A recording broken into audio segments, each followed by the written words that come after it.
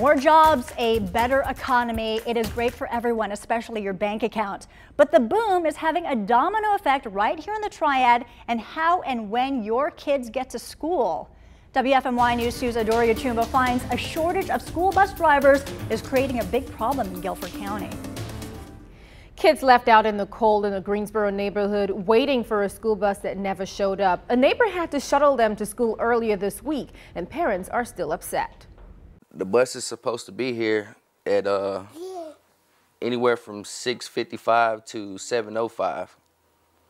It's been times I go out there and it's 7:40 and the bus isn't here. So now parents might have to bear with that until Guilford County schools can find more than 50 bus drivers. GCS said the driver for that route called in sick and there weren't enough substitute drivers to fill in.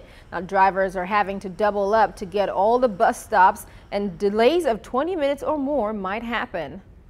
We've been experiencing a shortage of drivers for about 3 years now, and various routes are delayed at different times. Some routes are delayed almost every day, while others are delayed on occasion. Now GCS is stepping up recruiting and having other employees get certified to operate school buses. Now Guilford County is not alone. There is a shortage of school bus drivers nationwide, according to a recent survey by School Bus Fleet magazine. Another reason the starting pay here is only $12.50 an hour.